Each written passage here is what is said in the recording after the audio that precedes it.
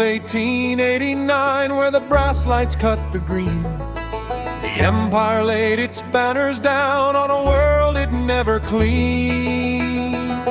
Through the mist of glowing spores, through the jungle's breathing heat, came Commander Ross Weatherby, walking to defeat. The fort was rotting junglewood, the docks were slick with grime, and 6 damn skimmers hissed and shook like beetles past their prime. Then Mallory saluted with a smile too bold to die.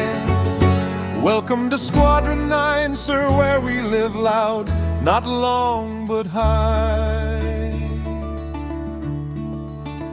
They were expendable, and the brass drums beat in the burning rain, and the dragonflies stormed from the shadowed plain. They knew the fleet had sailed away, left them to bleed and hold the line, but they fought like ghosts in the steaming vine. Squadron 9. Squadron 9. They were expendable, but the jungle carved their names in time.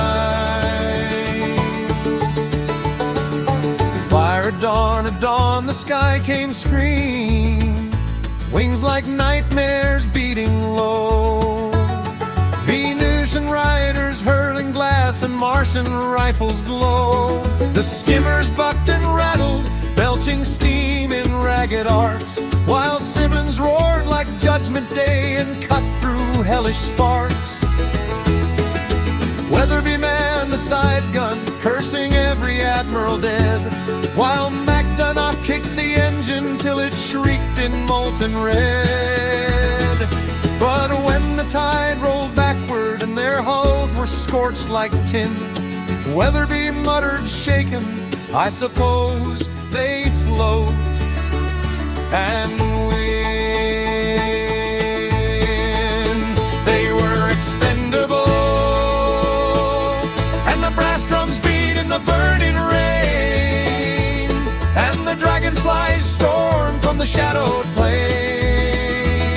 They knew the fleet had sailed away, left them to bleed and hold the line, but they struck like lightning in the vine. Squadron 9. Squadron 9. They were expendable, but they made the rebels pay in kind.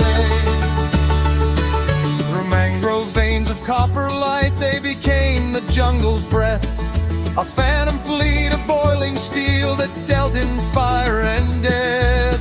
They mined the privilege, stole supplies, put dread in Prussian eyes, and Mallory, the ghost captain, was a legend born of lies. But death crept close and constant, Carstairs fell without a cry. The dragonfly went down in flames, and fungus fields ate men alive. Yet Aveline stitched the broken, her hands like trembling grace, while Mallory stared with hollow eyes no smile could fully erase. And the drain mice drowned cathedrals, where the ether chimneys moaned. They set their chargers in the shadows while the enemy patrolled. The retreat was lost to chaos, Gannett was torn apart, but the night lit green for miles as the temple died in sparks. Weatherby saluted Mallory for deeds no man should bear, and Simmons whispered shaking, will they even know we're here? They were expendable,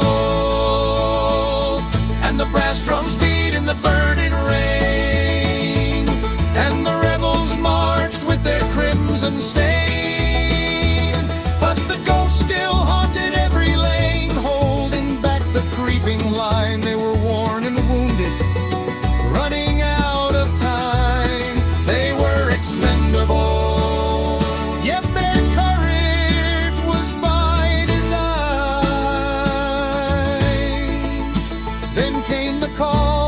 Pembroke, a plea more than command. A city begging for an hour to reach the upper strands. Mallory stood before them, just a lantern and his eyes. One last strike to slow the tide, one last raid before we die. The skimmers cut the midnight like knives through breathing mist. Cicada burning bright with sparks to draw the cannon's hiss. While mosquito and the wasp broke from reeds in blazing run, a torpedo slammed the iron beast, their final war begun. The mosquito hit the hull side, belching steam and broken fire.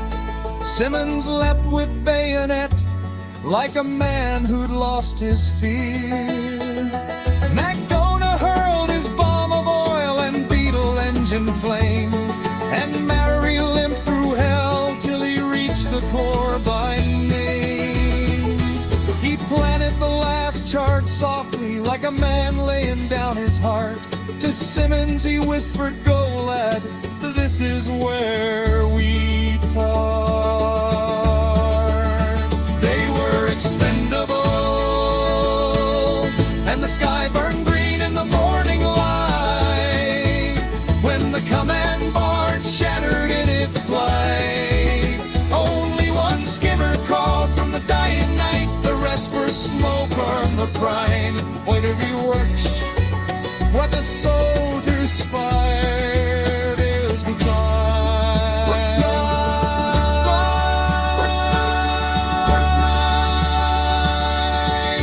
They were expendable, but this story will outlive the line. They were expendable. It for them, they were the line. Ghosts of the steam